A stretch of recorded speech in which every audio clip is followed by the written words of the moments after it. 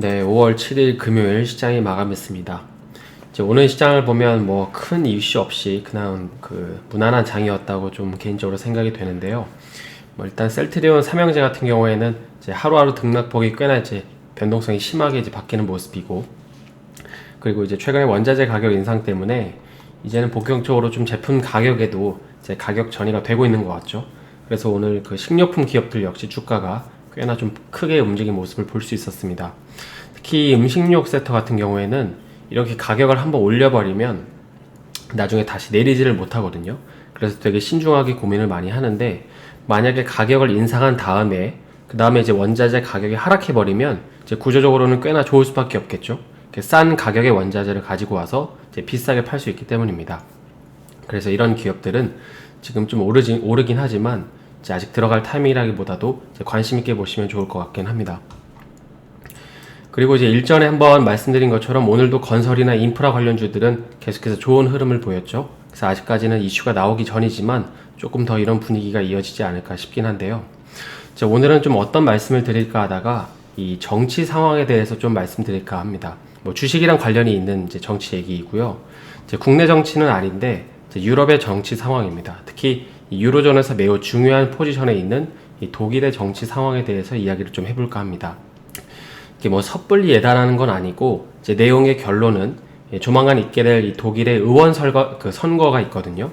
그래서 그 결과 이후에 독일의 정치 색깔이 변한다면 추후에 유로가 강세를 보일 수도 있다는 주장입니다. 먼저 독일은 그 9월 26일에 연방의원 선거가 예정되어 있는데요. 그런데 지난 4월에 발표된 여론조사를 보면 굉장히 놀라운 일이 벌어졌습니다. 바로 이 정권이 이 현 집권 여당이 보수당이 아니라 이 녹색당으로 넘어갈 수 있는 이 가능성이 커지기 시작했기 때문인데요. 그리고 그 중심에는 이런 식으로 이 40살 여성 정치인인 이 아나레아 베어복이라는 사람이 있습니다. 이 녹색당은 말 그대로 이 지구 온난화를 필사적으로 막아보자는 취지에서 창당한 당인데요. 중요한 점으로는 이 EU라는 어떤 체제에 대해서 매우 긍정적으로 생각한다는 것입니다. 그래서 현재 시장에서는 이 녹색당이 정권을 집권할 경우 크게 기대하는 것 중에 하나가 바로 유로화의 강세인데요. 사실 지금 집권하고 있는 메르켈 총리 같은 경우 이제 우파거든요. 그러다 보니까는 이 재정 집행하는 데 있어서 굉장히 보수적이었는데 이 녹색당은 중도 좌파입니다. 그래서 만약에 녹색당이 집권을 하게 된다면 이제 국가 재정을 엄청나게 사용할 계획이라고 하죠.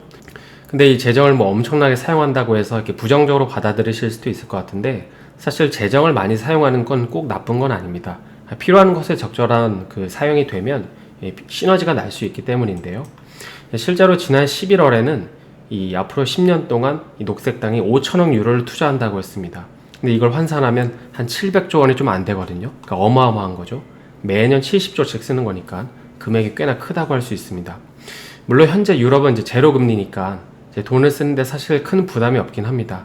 근데 이제 물 들어올 때 노젓 자고 또 이자가 쌀 때 더 화끈하게 풀고 더 화끈하게 쓰자는 이제 마인드인 것이죠. 아무튼 이런 인프라 정책에는 이 친환경 에너지 비중을 확대하자는 공약이 이제 주를 이루고 있는데요. 그럼 어쨌든 이런 내용들이 결국에 이제 유로 강세랑 어떤 관련이 좀 있을까요? 일반적으로 우리가 알기에 어떤 국가가 이렇게 과도하게 재정을 집행하면 보통은 그 나라의 화폐가 약세를 보입니다. 예컨대 한국이 돈을 엄청나게 풀면 한국의 화폐의 가치는 떨어질 수밖에 없겠죠. 왜냐하면 이제 다 빚인 것도 있겠지만 그 돈을 투자해서 미래에 성장을 할 수도 있겠지만 혹은 그 돈을 다 까먹을 수도 있는 불확실성이 있기 때문입니다. 근데 독일 같은 선진국들은 좀 다르죠. 독일의 투자는 일반적으로 독일 자체도 끌어올리지만 유로존 전체를 끌어올릴 수 있기 때문입니다. 예를 들어서 독일 정부가 이 전기차 시장을 지원해주면 이제 폭스바겐 같은 기업들은 당연히 좋아지겠죠. 그리고 그 밑단에 있는 기업들 역시도 좋아질 텐데 이제 그런 기업들은 독일 주변국들에 많이 있을 것입니다. 그러니까 같이 좋아지는 것이죠. 그리고 기본적으로 이들 국가들은 이제 국가 프리미엄이라는 게 있기 때문에 이렇게 대규모로 투자를 하게 되면 잘 될 거라는 기대감도 있잖아요. 그러니까 앞서 예를 들었던 한국 같은 경우 이제 한국이 100조를 투자하는 거랑 미국이 100조를 투자하는 거랑 어떤 국가가 더 좋은 결과물이 나올까요? 답은 자명하죠. 그래서 이제 독일 같은 나라가 천문학적인 금액을 투자하면 유로의 어떤 산업이 같이 올라올 거기 때문에 이제 그 나라 화폐인 유로화가 강세를 보일 것입니다. 그러니까 이런 이유 때문에 이제 유로화가 좀 강세를 보일 거라고 하는 것이죠. 그리고 이 말은 이제 유로화가 강세가 되면 달러는 이제 약세화가 될 수밖에 없기 때문에 이제 미국으로 가야 될 돈들이 뭐 유럽이나 이머징 국가들로 이제 들어올 수 있겠죠. 그리고 이제 이런 어떤 국가들의 주식시장 역시도 긍정적인 영향을 미칠 겁니다. 뭐 아무튼 아직 확정된 내용은 아니고 계속 지켜봐야겠지만, 그래서 만약 이대로 흘러간다고 하면 이런 기대감은 이제 그때 돼서 반영되는 게 아니라 한 여름 정도부터 이제 반영이 될 수 있겠죠.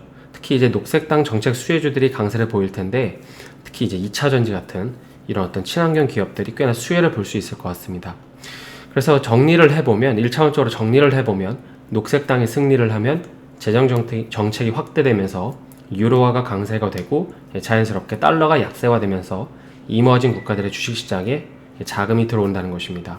오늘은 이제 독일의 그 집권 여당이 바뀌는 경우에 대해서 시나리오를 좀 한 가지 살펴봤는데요. 주말간 푹 쉬시고 저는 월요일에 다시 인사드리겠습니다.